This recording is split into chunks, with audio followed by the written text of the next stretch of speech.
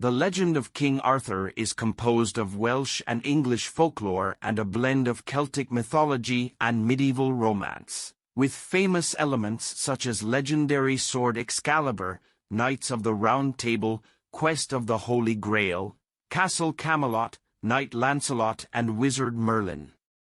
As Britain was constantly under attacks from barbarians, Goths, Northern Picts, Scots and Saxon immigrants, Roman armies retreated from Britain, making the people of Britain helpless against invaders.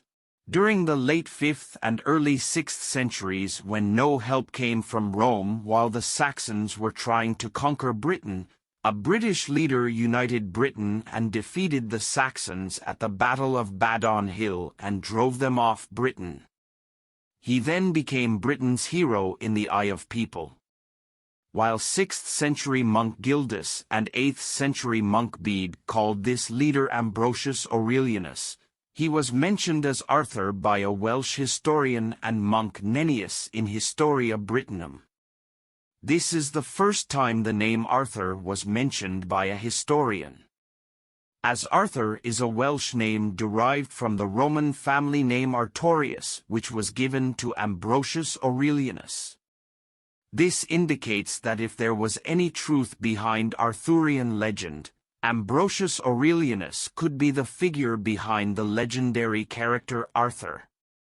Unfortunately, there was no written record of that time that can be used to reconstruct the truth behind Arthurian legend.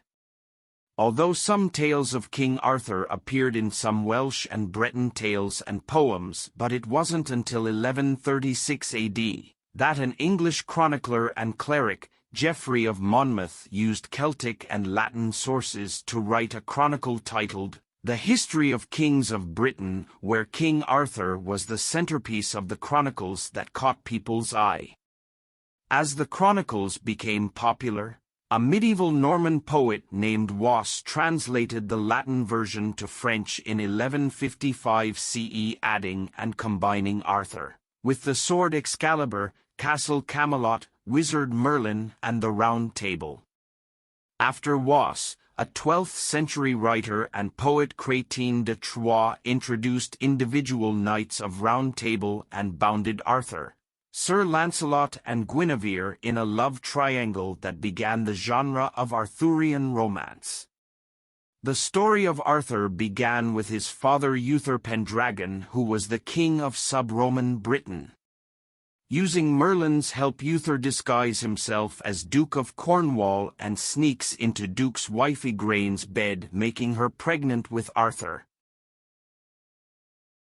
As per the agreement between Merlin and Uther, the child born by the union of Uther and Igraine was given to Merlin.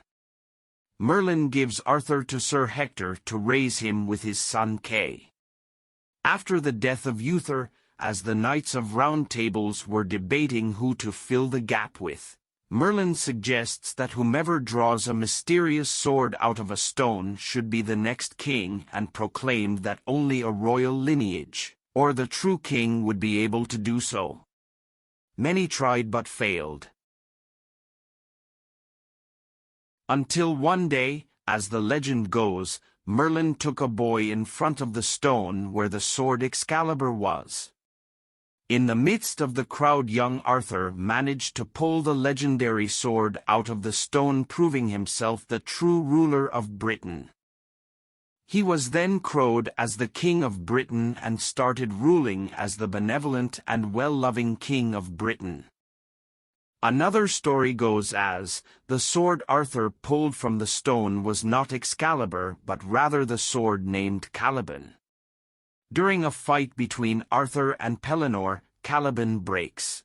As the king's morale was broken, so Merlin took him to a mystical lake where an enchantress named Vivian or Nimue lived in a castle, beneath the lake surrounding the island of Avalon.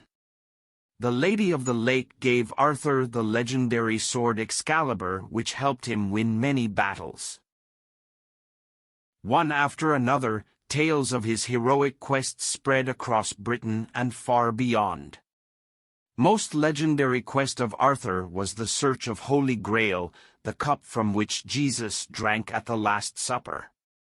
As the stories of Arthur's legendary quests kept spreading, he became a role model for kings and knights as a noble, kind and loving king as well as a mighty warrior who slayed monsters and witches.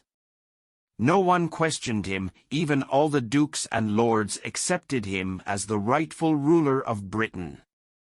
His castle Camelot became the symbol of Golden Age and the Round Table became the symbol of justice, prosperity and equality. But no king can rule alone. According to some stories, when Arthur rescues King Leodegrance of Cameliard, he first saw Guinevere and fell in love with her at the first sight. Arthur married Guinevere and she became the Queen and First Lady of Britain. As Queen Guinevere was living as a loyal, caring and loving wife of the king, she got abducted. While saving Guinevere, Sir Lancelot fell in love with her and tragic love triangle between Arthur, Guinevere and Lancelot started. Some sources indicate that it was Mordred, a knight of Round Table who plots with his half-brother Agravain to expose Guinevere and Lancelot's affair. There is a debate whether Mordred was Arthur's nephew or illegitimate son with his half-sister. Agravain and Mordred gathered 12 knights and stormed Guinevere's chamber, catching her with Lancelot. Sir Lancelot flees to France. Getting enraged, Arthur gathers a troop and pursues Lancelot, leaving Mordred in charge of the castle. In his absence, Mordred captures Guinevere and declares himself the king. To reclaim his kingdom, Arthur returns and the Battle of Camlan began. Thousands of soldiers, knights and lords fought one another, slaughtered each other mercilessly until none could stand.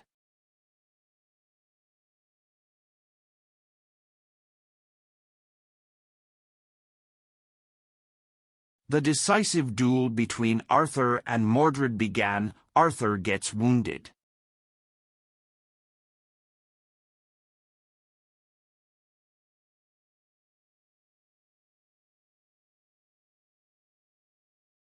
As Arthur's dying wish, the sword was taken back to the lake where it came from. Arthur was set adrift on a boat to the Isle of Avalon in hope of healing his wounds and saving his life.